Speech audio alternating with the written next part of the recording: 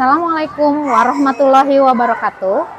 Salam literasi. Perkenalkan, nama saya Nur Hasanah, salah satu guru pembimbing literasi dari SDN Andir. Pada video kali ini saya akan mewawancarai salah satu rekan saya yang berprofesi sebagai guru.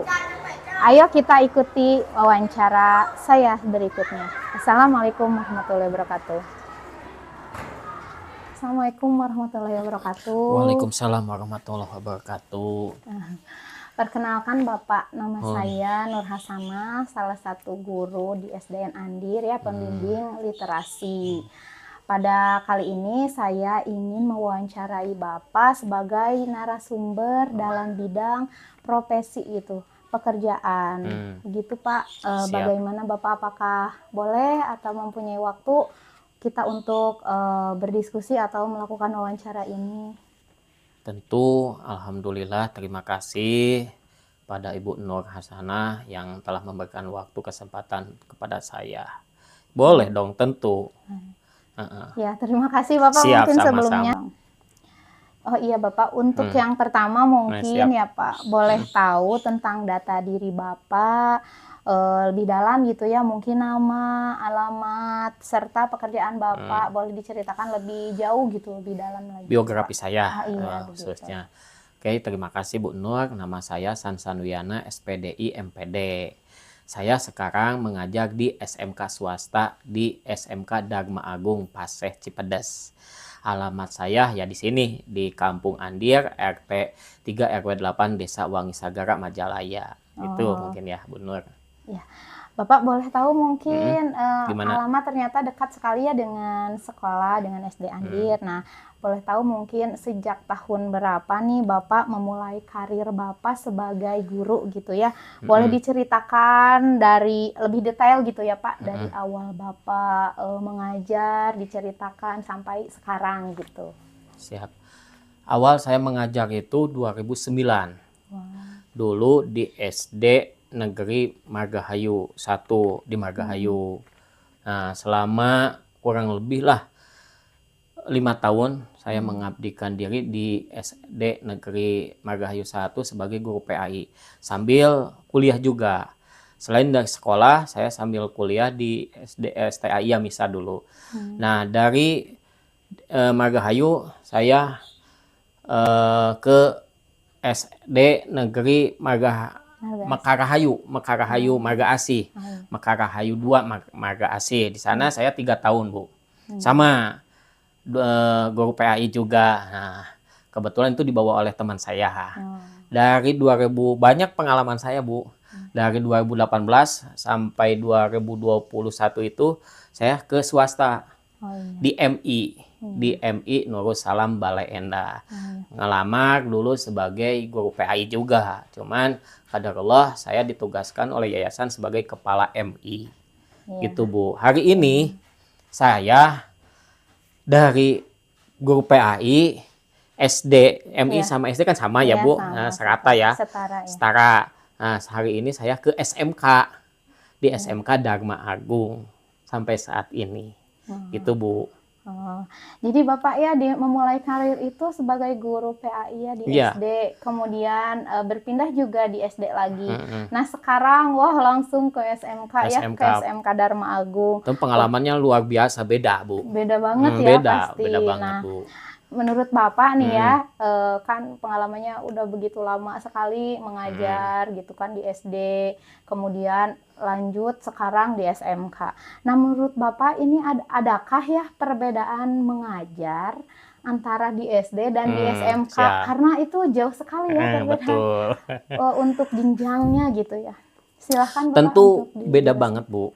SD sama SMK tentu dari segi pembelajarannya beda juga. Kalau SD ya lebih mudah dipahami. Kalau SMK hari ini saya ya sambil belajar kembali lah, mengulang-ulang yang telah saya dulu diajarkan oleh guru-guru saya. Karena apa? SD itu kan usia dari 6 sampai ya 12 tahun ya, kurang lebih lah 12 tahun. Tentu itu mudah untuk diajak. Ayo anak-anak nurut. Kalau SMK tentu kita yang harus ikut cimprung ke dunia mereka sambil kita memberikan arahan-arahan akhlak yang baik gitu Bu. Iya.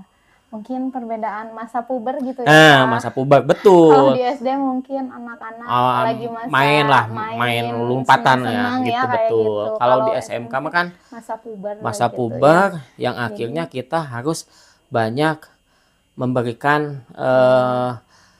pemahaman bahwa itu tidak boleh, ini yang boleh. oh, Anda silahkan boleh mempunyai teman dekat, tetapi ingat ada batasan-batasan. Jadi kita yang masuk ikut ke itu ya, ke apa, ke usia mereka untuk betul. memberitahu batasan atau boundaries gitu ya. Betul. Jadi kalau anak-anak SMK itu kalau kita keras dia nggak akan nurut, kita rangkul. iya. Bisa jadi guru, bisa jadi sahabat, gitu. Orang tua juga mungkin Betul. ya. Nah, Bapak, mungkin tadi kan perbedaannya sudah dijelaskan ya dari SD ke SMK gitu Betul, kan Bu. sangat-sangat signifikan gitu ya perbedaannya. Nah, Bapak tentu saja dalam mengajar di SMK sekarang tentu saja menemui tantangan gitu ya. Nah, menurut Bapak yang Bapak temui gitu tantangan selama mengajar di SMK itu apa saja? Boleh diceritakan, Pak? Tantangan paling berat di SD maupun di SMK adalah penyesuaian kebiasaan setiap siswa atau peserta didik. Tentu dari siswa itu beda-beda, Bu.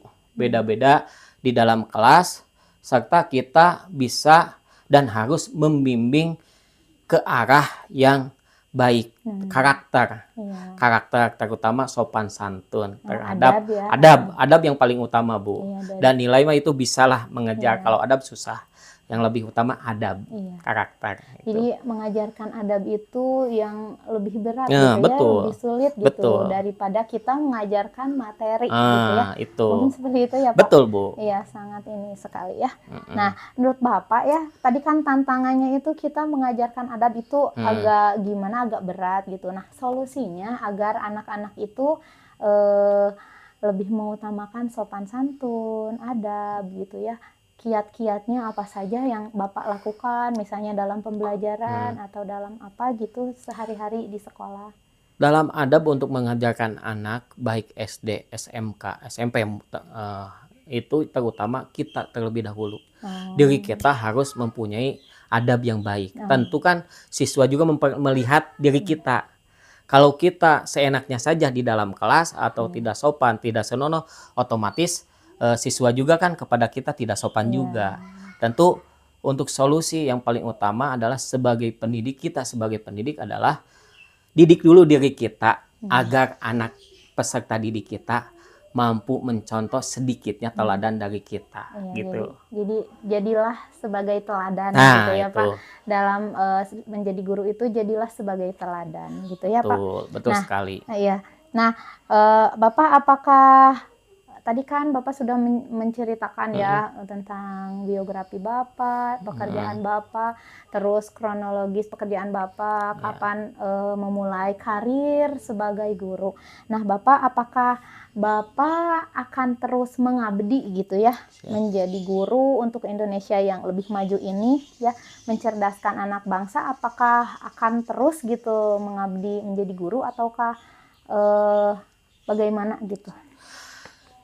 Insya Allah selagi saya hidup, karena yang utama adalah memanfaatkan ilmu yang saya punya. Meskipun ilmu saya sedikit, tetapi bisa bermanfaat untuk anak-anak khususnya, terutama untuk diri saya dan keluarga saya. Karena saya mempunyai moto yaitu khairun nas anfa'uhum linnas. Sebaik-baiknya manusia adalah yang bermanfaat. Insya Allah, karena dalam kehidupan diri saya, jadi pendidik atau guru itu bukan pilihan, tetapi bawaan dari hati. Dari hati nurani yang paling dalam, agar diri kita bisa mendidik terutama akhlak diri kita sendiri. Gitu Ibu. Iya, Bapak. Nah, untuk ini sangat bagus sekali ya tadi moto hidup Bapak ya. Nah, Bapak bagaimana perasaan Bapak gitu selama menjadi guru? Perasaannya bagaimana gitu, apakah menyenangkan ataukah ada beberapa cobaan yang misalnya dilalui atau seperti apa? Tentu cobaan dan rintangan selalu ada, apalagi saya mungkin lebih tantangan-tantangan dari pendahulu saya, guru-guru saya. Mungkin satu dari 2009 saya ke SD itu sampai 2018. Tantangan yang paling berat adalah perjalanan saya dari Majalaya ke Kopo Margahayu. Itu tantangan dari jam 5 pagi harus berangkat sesudah subuh. Saya harus berangkat ya, karena macet, apalagi tantangan yang paling berat banjir ketika musim hujan, banjir, Bu. Iya, betul sekali ya. Bunga kebahagiaan yang saya dapat adalah ketika saya bertemu dengan anak didik saya, menyambut saya dengan tersenyum, bahagia, itu sudah bahagia banget, Bu, bagi saya. Jadi dapat saya ini ya ambil simpulkan gitu ya. Jadi Bapak itu perasaannya bahagia ya Bahagia. selama menjadi guru. Betul, bahagia. Dari 2009. 2009. Dari 2009 sampai sekarang kebanyakannya perasaan Bapak itu bahagia Bahagia ya menjadi karena guru. jadi guru itu setiap bertemu dengan orang tua, Bapak terlalu tersenyum. Senyum. Jadi begitu, menularkan juga kepada kita ya, Pak. Ya.